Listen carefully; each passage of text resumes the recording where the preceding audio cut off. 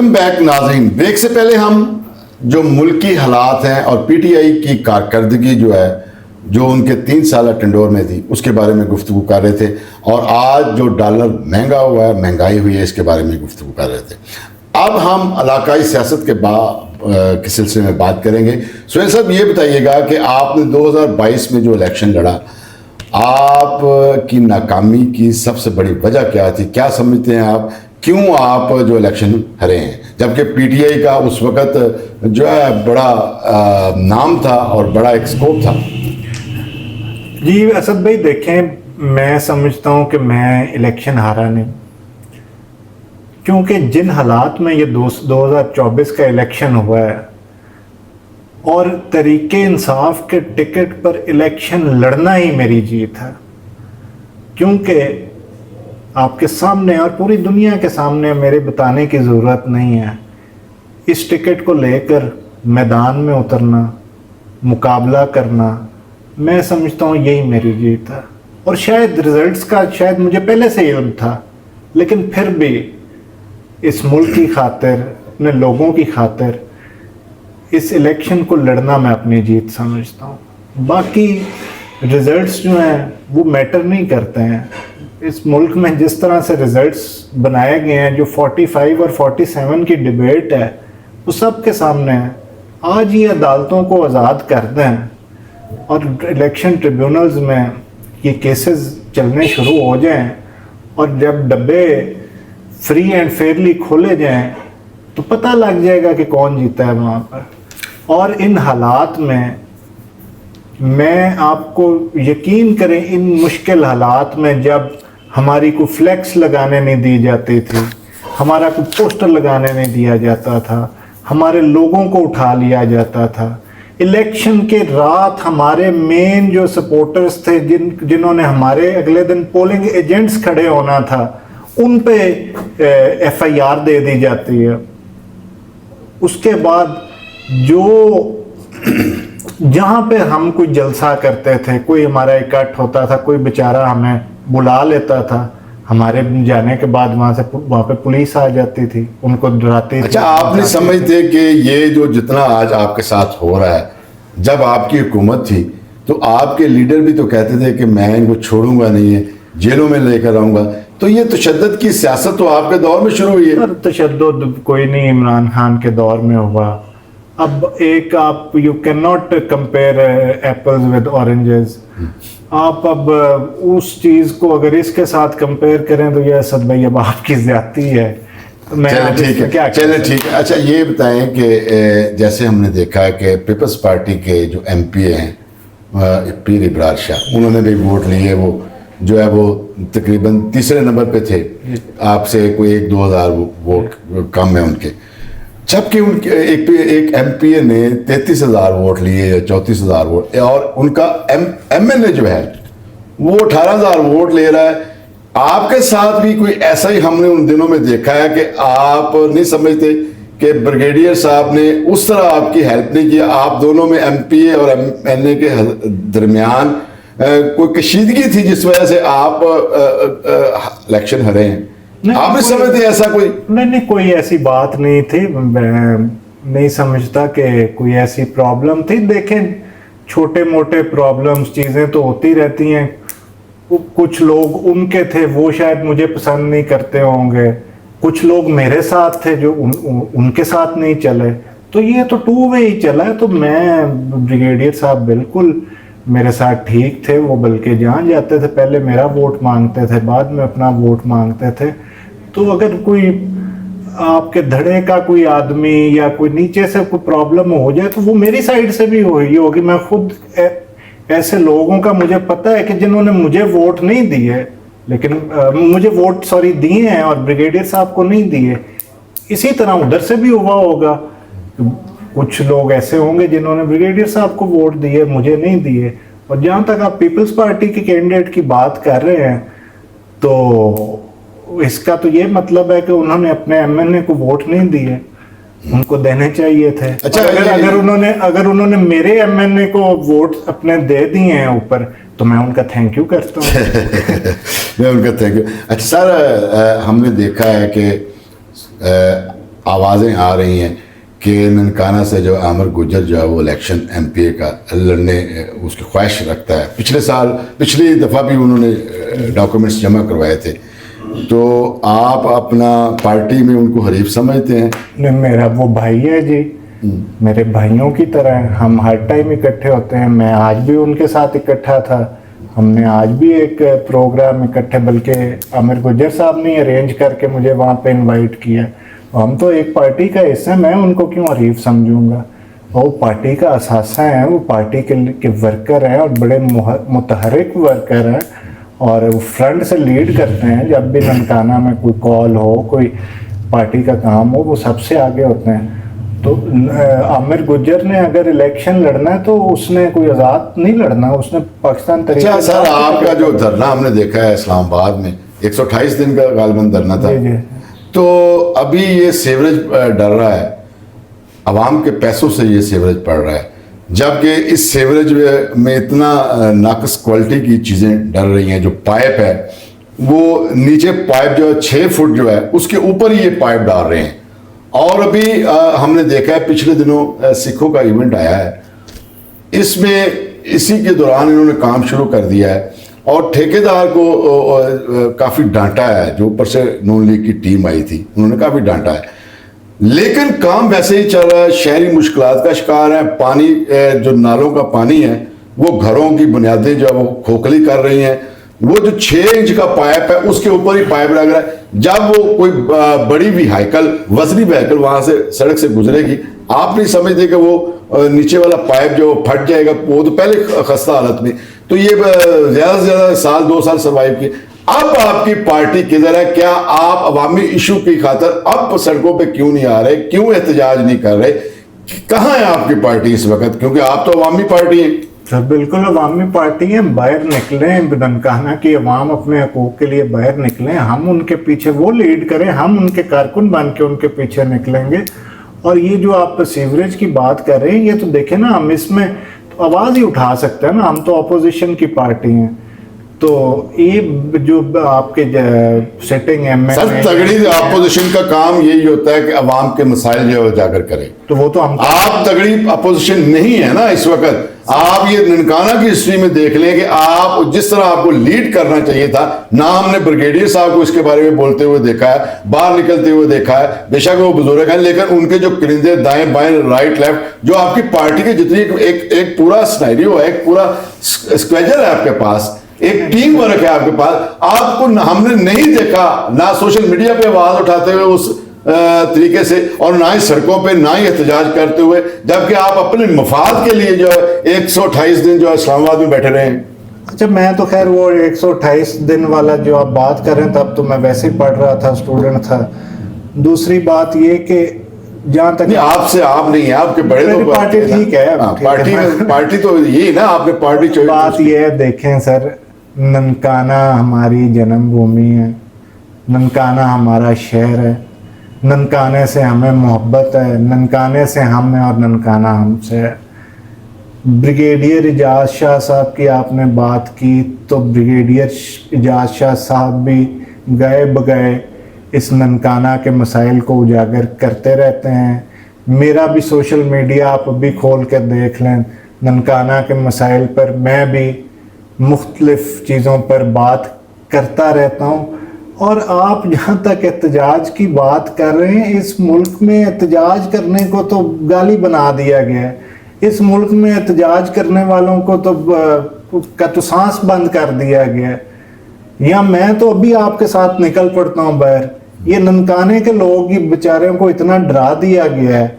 और जो पीटीआई के कारकुनों के साथ करते हैं, रोज हर हफ्ते तकरीबन रेड होते हैं, हर हफ्ते कोई ना कोई गिरफ्तार हो रहा होता है। मेरे साथ आए, मैं अभी निकलता हूँ, मेरे साथ निकले पूरा शहर बाहर, हम एहतजाज करते हैं।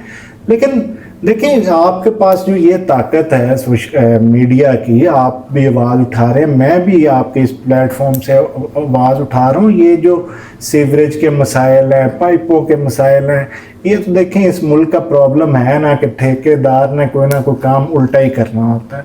तो ज़िली इंतज़ामिया का काम है, आपके जो लोकल MP MNAs हैं उनका काम है। मैं आपके अच्छे लोग हैं सब, मैं सब अच्छा सर, अवाम मैं आपके प्लेटफॉर्म से मैं अपील करता हूँ ज़िली इंतज़ामिया से, MPA साहब से, MNS साहिबा से, कि प्लीज़ ये जो असद साहब ने ये इशू उठाया है इसको प्लीज़ आप हल करें। ये आप देखें आज फंड लगा रहे हैं, उसके लगाने का भी आपको फ़ायदा नहीं होगा, उल्टा आपके वो गले पड़ेगा, तो आपकी इसमें बेइज्जती भी है, आपका नाम ख़राब होगा और ये आपके खाते में ये चीज़ डलेगी। तो ये इन्होंने जो पॉइंट रेज़ किया है, हमारा सबका शहर है, आपने भी यहाँ से गुजरना है, तो इसको प्लीज़ आप डिप्टी कमिश्नर साहब हैं, कमिश्नर साहब हैं, जितने भी इंतज़ामिया के लोग हैं, मेरी भी काइंड रिक्वेस्ट है आपसे कि प्लीज़ इस चीज़ को नोट करें, और जो इस तरह के काम में मुलव्वस है, गलत काम में, उसको सख्त से सख्त सजा दें। आके वीडियो बना के और डांट के चले जाना और पीछे से फिर वही काम चल रहा हो, तो उसको आप प्लीज़ देखें। अच्छा सर, अगर आपको दोबारा हुकूमत मिलती है, कोई ऐसा टाइम आ जाता है, कौन से ऐसे 3 मेगा प्रोजेक्ट हैं जो आपकी हुकूमत में, और स्पेशली आपको आपकी हुकूमत भी आ जाती है और आप MPA भी बन जाते हैं और फिर आपको कोई वजारत भी मिल जाती है, क्या आप ननकाना में कोई ऐसे 3 मेगा प्रोजेक्ट लाएंगे जो ननकाना की आवाम बेसब्री से जिसका इंतज़ार करेगी? सर देखें, 3 चीज़ें जो है ना, मैं हमेशा से, बल्कि इसमें आप चौथी भी ऐड करना। एक तो प्राइम फोकस जो होना चाहिए, किसी भी आपने एरिया को, किसी भी माशरे को आपने उठाना है तो वहाँ पे तालीम आपको देनी पड़ेगी।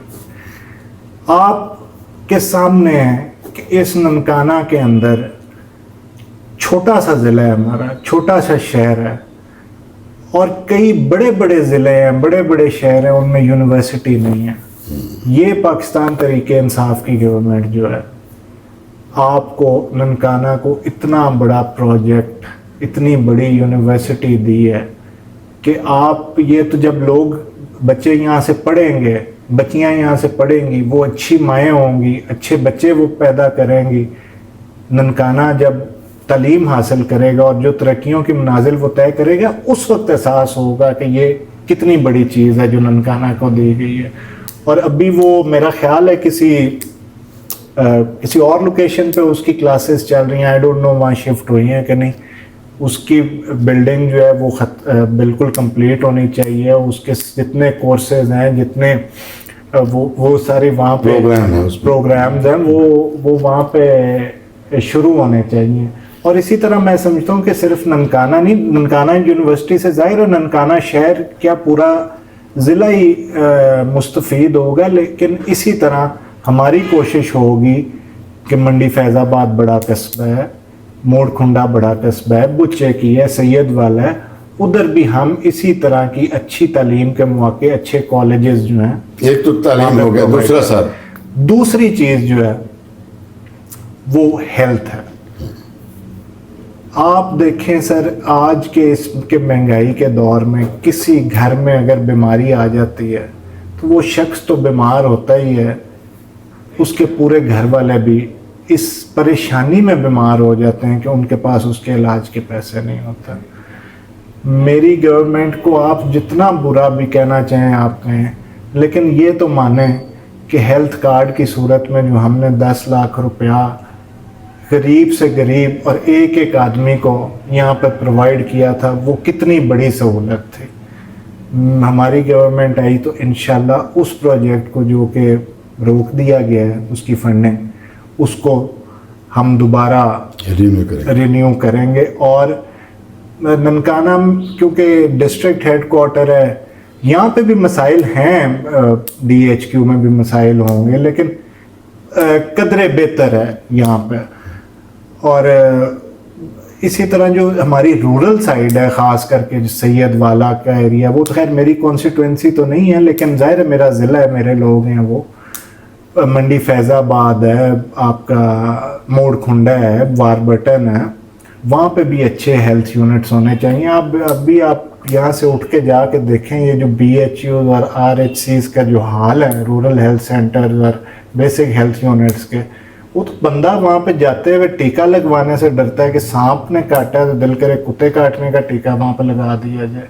ना कोई आपने गाँवों के जो हॉस्पिटल हैं उसको प्राइवेटाइज कर दिया है, वहाँ लोगों को दे दिया है कि आप चलाएं। आपने जो गाँव के स्कूल्स हैं वो प्राइवेटाइज कर दिए हैं। आपको फिर जब 28वीं तरमीम की बात करती है फेडरल गवर्नमेंट कि जी मैं प्रोविंशियल ऑटोनॉमी में बिलीव करता हूँ, लेकिन अगर हेल्थ और एजुकेशन वफाकी गवर्नमेंट मांगती है तो मैं समझता हूँ वो ठीक मांगती है। अगर आप इसको पंजाब में चला ही नहीं रहे, खुद गवर्नमेंट उसको डील ही नहीं कर रही, खुद वो प्राइवेट सेक्टर ने डील करना है, तो फिर फेडरल को दे दें, वो चला लेते हैं। अगर उनसे चलाया जाए तो फिर इनको अपने यहाँ पे प्रोविंस में रख के क्या करना है। तो खुदारा ये हेल्थ के जो मसाइल हैं, ख़ास करके जो रूरल एरियाज़ में लोगों को अपने वॉकिंग डिस्टेंस पे अच्छा इलाज मिलना चाहिए। थर्डली सर, मैं क्योंकि ख़ुद भी एक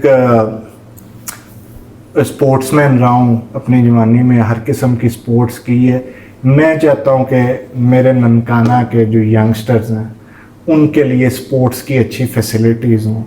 मैं इन्विजन करता हूँ कि मैं एक अच्छा स्पोर्ट्स कॉम्प्लेक्स ननकाना के लोगों को दूँ, जहाँ पे state of the art facilities हों, जहाँ पे एक अच्छे लेवल का स्विमिंग पूल हो, एक अच्छे लेवल का स्क्वॉश कोर्ट हो, जहाँ पे टेनिस कोर्ट्स हों और जहाँ पे बैडमिंटन कोर्ट्स हों, जहाँ पे क्रिकेट ग्राउंड हो, फुटबॉल ग्राउंड हो, ताकि मेरे जो ननकाना के यंगस्टर्स हैं वो उनमें स्पोर्ट्स को भी फ़रोग दिया जाए। देखें हम आज ये वालिदैन और बैठ के हम डिस्कशन तो करते हैं कि बच्चे हमारे जो हैं वो ये मोबाइल पे लगे रहते हैं, ये करते हैं, फैसिलिटीज़ ही नहीं है। कहाँ जाके बच्चे खेलें, किधर खेलेंगे, ग्राउंड्स ही नहीं हैं। अगर कोई हैं भी तो उनके जो हालात हैं आपके सामने ही हैं। तो मैं ये इन्विजन करता हूँ कि मैं एक स्टेट ऑफ द आर्ट कोशिश करके एक इंटरनेशनल लेवल का, जैसे हमने यूनिवर्सिटी दी है इंटरनेशनल लेवल की यहाँ पे, उसी तरह एक स्पोर्ट्स कॉम्प्लेक्स। तो चौथा सर, हमारे मुल्क में जो बेरोज़गारी है उसका कोई एमपीए, कोई एमएनए इतनी नौकरियां नहीं दे सकता जितने की ज़रूरत है। यहाँ तो मैं एक गांव में चला जाऊँ, छोटा सा गांव हो, 1000-2000 की आबादी हो, वहाँ ऐलान करवा दें कि कितने लोगों को नौकरी चाहिए, 200-250 बच्चा तो एक गांव से निकल आएगा। तो 200-250 नौकरी तो अपना 5 साल के टेन्योर में कोई नहीं दे सकता। उसका हल क्या है? उसका हल ये है जो हमने इंडस्ट्रियल एरिया में किया था, जिसको इसी नून लीग की गवर्नमेंट ने, उनके लोगों ने सैबोटाज किया है, उसको रोका है। यहाँ पे इंडस्ट्री, अब आपकी फिरोज वटवा में इंडस्ट्री है, रोज़ हमें फ़ोन आते हैं कि हमें वहाँ पे नौकरी लगवा दें, किसी को मिल में कह दें, किसी को कहीं पे कह दें। सुहेल साहब ने 4 पॉइंट गिनाए हैं जिनमें तालीम है, सेहत है और इंडस्ट्री जोन बनना चाहिए, और खेलें जो हैं वो आम होनी चाहिए, ग्राउंड बनने चाहिए, एक अच्छे स्पोर्ट्स ग्राउंड होने चाहिए। बहुत ही अच्छी ये बातें हैं अगर कोई भी हुकूमत करे। लेकिन मेरा इनसे ये क्वेश्चन है कि जो पंजाब असम्बली होती है या कौमी असम्बली होती है, ये एमएनए होते हैं, एमपीए, इनका काम तो होता है कानून साजी करनी। ये जो इक़्तिदार होता है, आप नहीं समझते कि लोकल गवर्नमेंट को, लोकल जो काउंसलर वगैरह होते हैं या आप चेयरमैन बनाते हैं इलाके के, ये उनको जो है वो देने चाहिए इख्तियारात। आपकी हुकूमत में भी वो इख्तियारात नहीं दिए गए, इलेक्शन नहीं हुए, और ये गवर्नमेंट तो कभी करवाती नहीं। देखें, मैं लोकल गवर्नमेंट में बिल्कुल यकीन रखता हूँ और यही होना चाहिए जो आप बता रहे हैं। लेकिन बदकिस्मती से ये जो हम एमपी एमएनए लोग बनते हैं, ये पावर शेयरिंग नहीं करना चाहते। जो चीफ मिनिस्टर आ जाता है वो पावर को अप्रिशिएट नहीं करना चाहते, अनफॉर्चुनेटली पावर शेयर नहीं करना चाहते। जो एमएनए एमपीए होते हैं और जो वजीर आला होते हैं वो चाहते हैं कि ब्यूरोक्रेसी जो है उनके हाथ में रहे और तमाम तर इंतजाम जो हैं वो वजीर आला के हाथ में रहे, MNA के हाथों में रहे, MPA के हाथों में रहे। मिलते हैं एक छोटे से ब्रेक के बाद।